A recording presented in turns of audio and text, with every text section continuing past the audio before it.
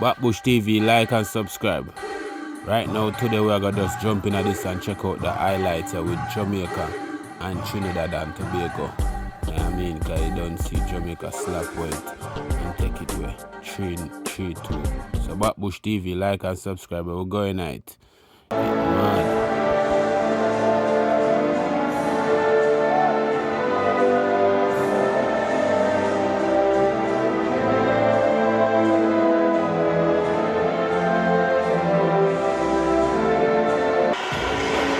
It's over 30 degrees Celsius in Kingston, Jamaica right now. It's not in Kingston upon Thames or here in neighbouring Hounslow, but the weather hasn't been able to unduly dampen the party atmosphere. Carnival feel created.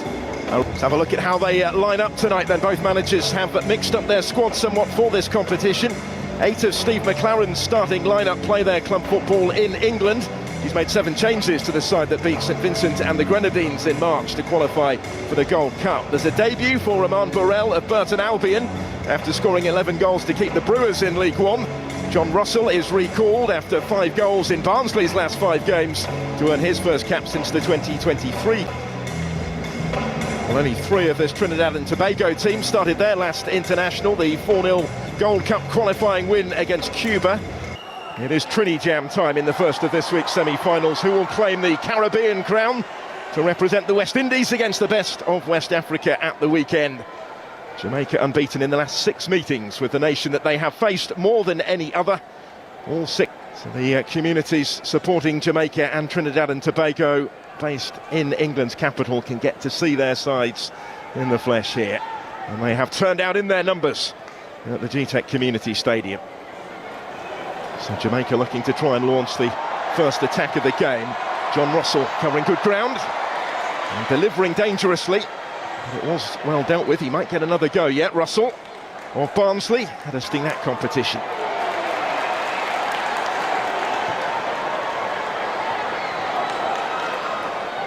Raheem Dixon was the target. Plays with Charlton Athletic. He wasn't involved at Wembley. One of those before tonight. A regular keeper Andre Blake of the Philadelphia Union, unavailable through injury. The referee will step in here and award the free kick in Casey Palmer's favour. He was in full flight there.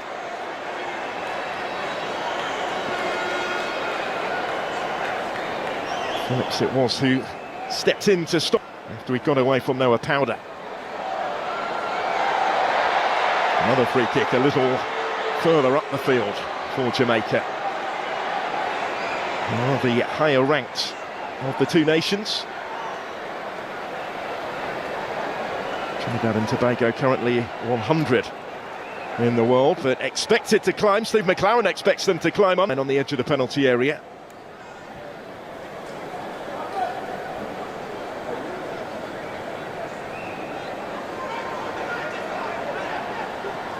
See what they can conjure up here. Trevor Sinclair, by the way, is the set-piece coach. A number of familiar names in the backroom team under Steve McLaren. So it's whipped in and dealt with initially. The presence of those that...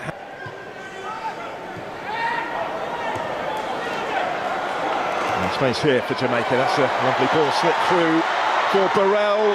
Does have support from Dixon and he's put it wide. Clear side of goal for Raheem Dixon, who scored on his debut against Trinidad and Tobago just over a year ago. He may well feel that he should have scored that one as well. Been played on, I think, by Jamal Jack was Burrell. And he cut it back for Dixon to strike it first time. Out wide it whistles. Clearest opening sight most of the club's season, even though perhaps his preference is for the other flank. Russell infield to Dixon. He still has it here. Raheem Dixon goes down right on the edge of the penalty area. Only just outside, according to Sam Barrett, who is reaching for the yellow card to punish Noah Powder for the challenge on him. First caution of the contest.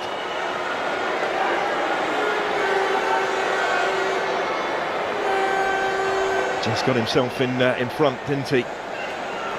Raheem Dixon, and it was right on the edge of the area.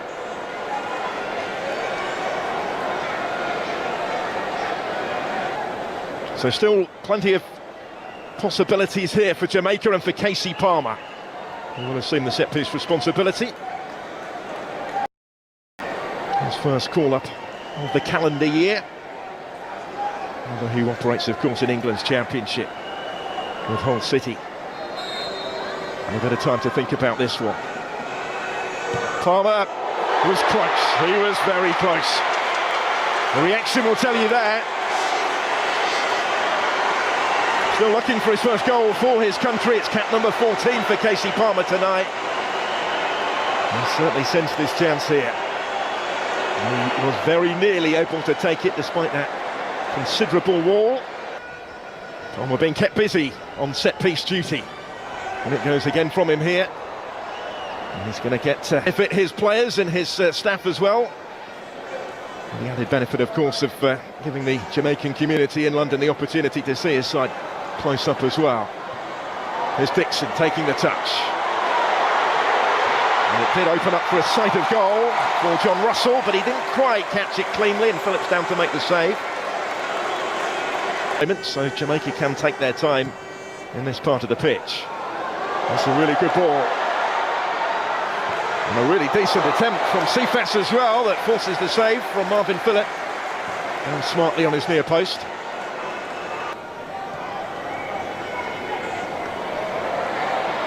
Phillips dispossessed here by Russell. Cephas in support. Fast feet from him, and the referee is going to say penalty this time. Jamal Jack has conceded the penalty. Referee buried in, no doubt. Ronaldo Cephas was in full flight. He's caused some early issues cutting in from that wide position.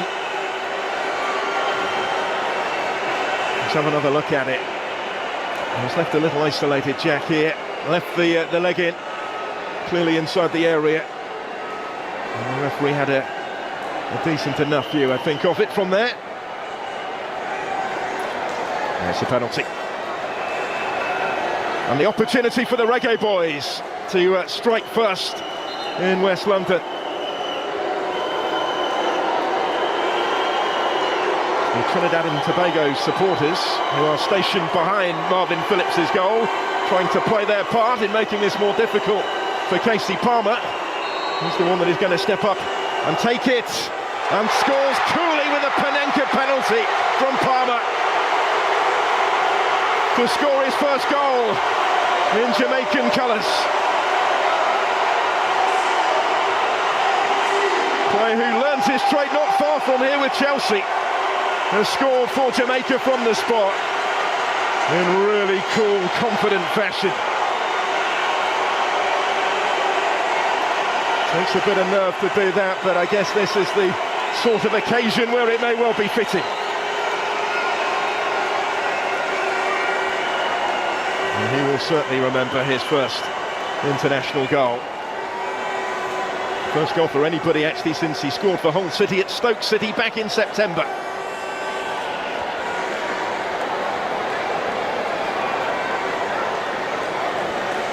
Well, he did make it.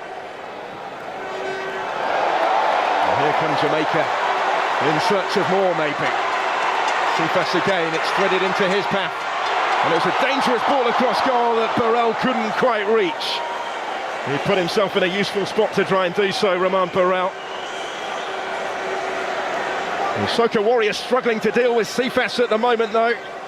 He's the one causing plenty of the problems. Picked out by Palmer this time. Just a fraction too far in front of Burrell. Plays in Turkey with Ankara Güç.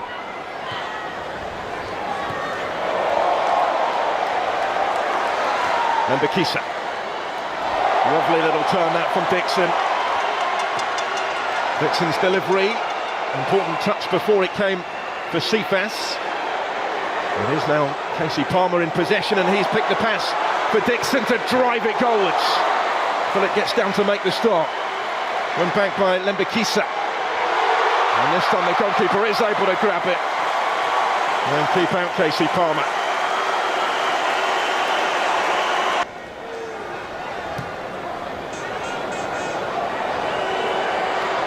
It's going to come through for Burrell. The assistant is flagging though. Everybody else had stopped before Romain Burrell put that in the back of the net. Tough here, and Jamaica with the slender lead. Jamal Jack with the challenge on Ronaldo Cephas.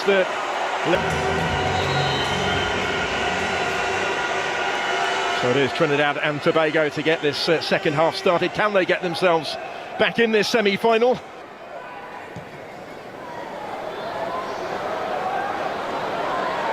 Looked down beautifully by Davis. And the Kisa's cross, only partially cleared. That was an opportunity. And still the danger maybe with Amari Bell. Here's Cephas. Nothing at the end of it to come.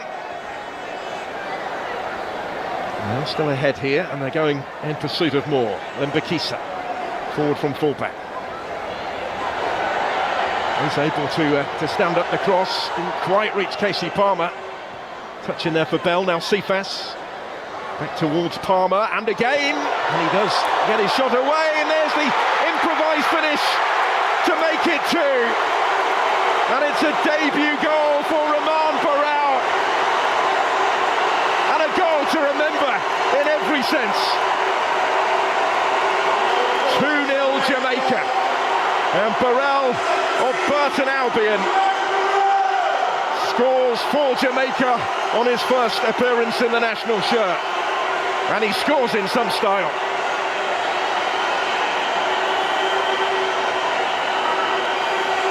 Two English-born players on target for Steve McClaren's Jamaica in England in the Unity Cup. Trinidad and Tobago will be frustrated that they didn't deal with the danger. They had a couple of opportunities to get it clear. Palmer was denied by Marvin Phillip, but Burrell certainly wasn't. Watched it carefully and finds the spectacular finish. Palmer, who scored the first from the spot, playing his part in that one as well. And what a moment for Romain Burrell.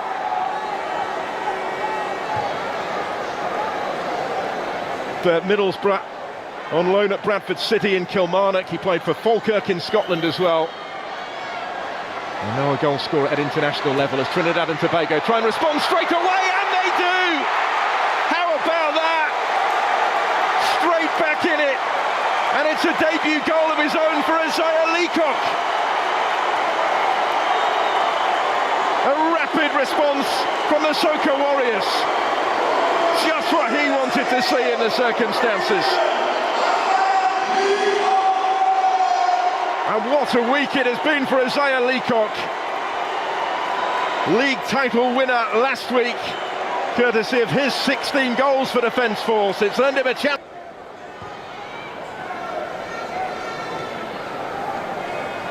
Burrell did well. There's Russell.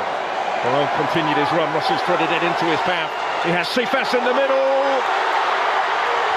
And again! And he couldn't make the most of it. Nearly, but not quite. And he had other options as well in there, did Ronaldo Cephas in the end, which Kaheem Dixon is pointing out.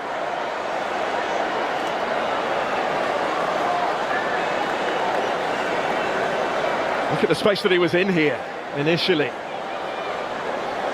Caught in two minds whether to play the pass with back to goal.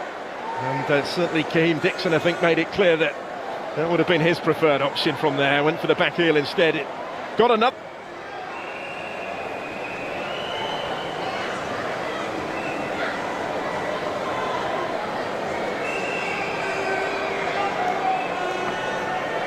He's had a lot of time to think about it.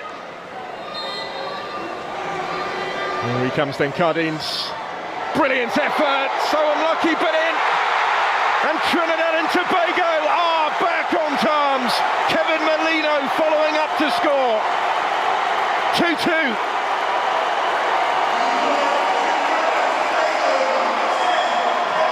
The skipper scores for the Soca Warriors.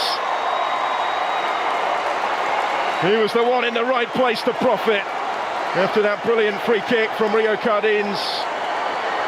Davis's luck out in goal.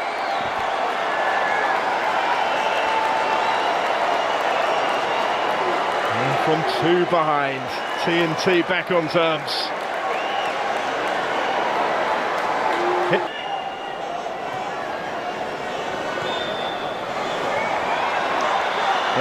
Charging forward, slipping it through, Cephas reaching it just ahead of the goalkeeper, and penalty given. He was a fraction late, Marvin Phillip there, and Ronaldo Cephas has won his second penalty of the game, which might ensure that a penalty shootout is not required after all. Real drama right at the end, midway through stoppage time.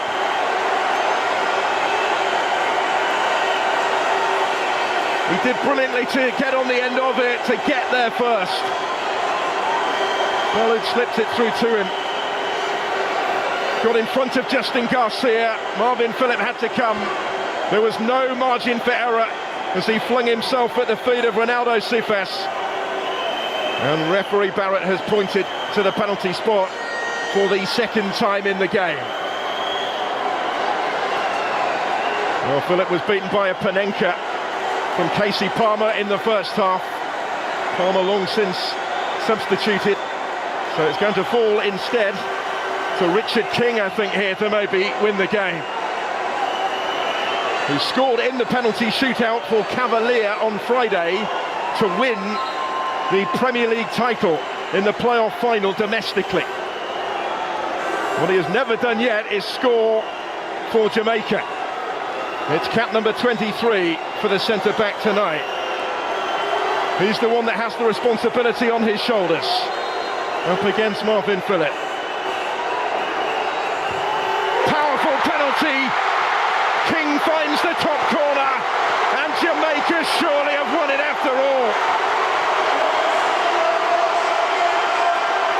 Richard King from the spot.